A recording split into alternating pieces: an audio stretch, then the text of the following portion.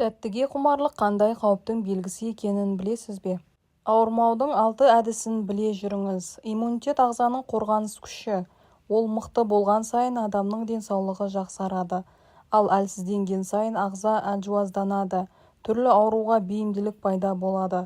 Иммунитеттің әлсіреуіне ең алғашқылардың бірі болып стресс, дұрыс тамақтанбау, гиподинамия, жаман әдет себеп болады.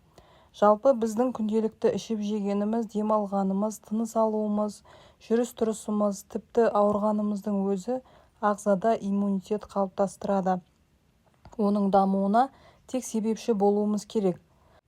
Ал егер жоғарыда аталғандардан бөлек мына белгілерді байқасаңыз, иммундық жүйеңізді тексертуге тура келеді. Өйткені бұл 5 белгі иммунитеттің әлсірегенінен дерек береді. Бірінші, тәттіге құмарлық. Күніне қабылдаған 100 грамм қант сіздің иммунитетіңізді бақандай 5 сағатқа ұйықтатады. Сондықтан да мейлінше тәттіні аз тұтыну керек. Тәттіге құмарлық иммунитетті әлсіретіп, ағзаның қорғаныс күшін төмендетеді. Екінші, ұйқының қанбауы. Түнгі ұйқы дене мен мидың жаңаруына ықпал етеді. Сондай-ақ иммундық жүйенің де нығаюына септігін тигізеді.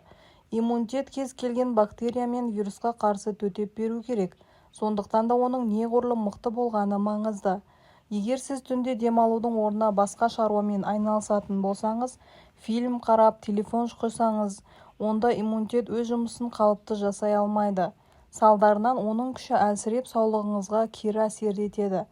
Иммунитетті дұрыс қалыптастырғыңыз келсе, ғалымдар дұрыс деп тапқан 8 сағат ұйықтауды әдетке айналдырыңыз.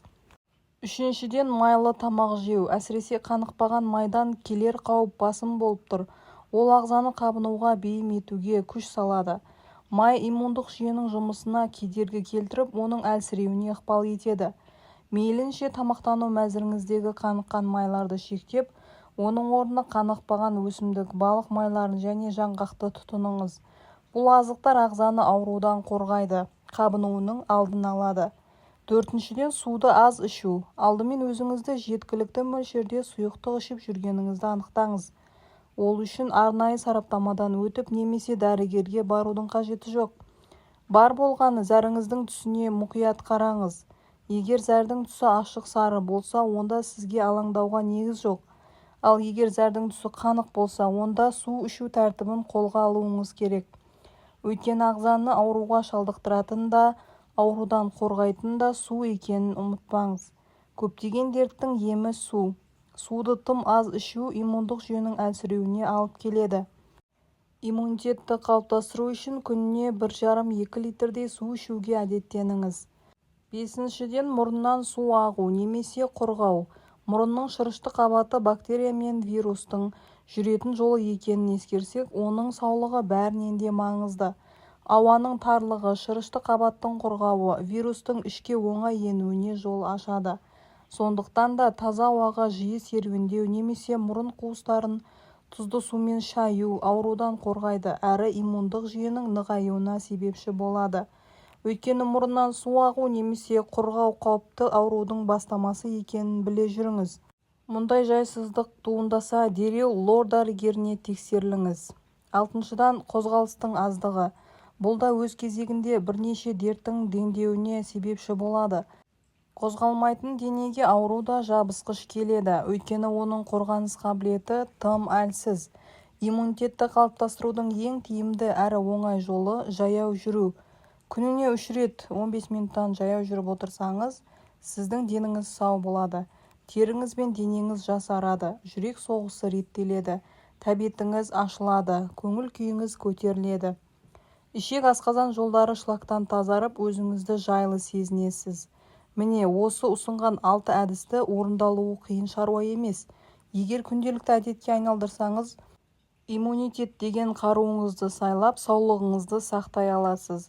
Ендеше ауырмаудың 6 әдісін қолданыңыз. Тәттіге құмарлықтың арқасында бұл хром, магний, Б дәрумендерінің жетіспеушілігі болуы да мүмкін. Хромды қоспалар түрінде алуға болады. Ол ет пен теңіз өнімдерінде болады.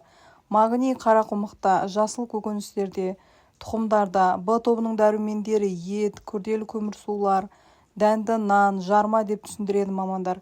Сонымен қатар стресс, жағымды эмоциялар мен энергияның болмауы, ұйқысыздық немесе жасырын инфекция тәттілерге деген құмарлықтың себебі болуы да мүмкін.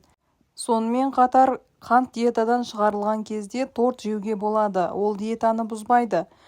Сіз сүйікті тағамды жей аласыз, содан кейін диетаға қайтадан ораласыз. Кейде бұзылу қиын шектеулерден гөрі пайдалы. Егер адам өзін жайсыз сезінсе, сәтсіздікке ұшырайды. Ал тәттіні немен алмастыруға болады? Бұл туралы келесі видеоларда айтатын боламын. Видео сізге пайдалы болса, лайк басып, каналға тіркелуді ұмытпаңыз.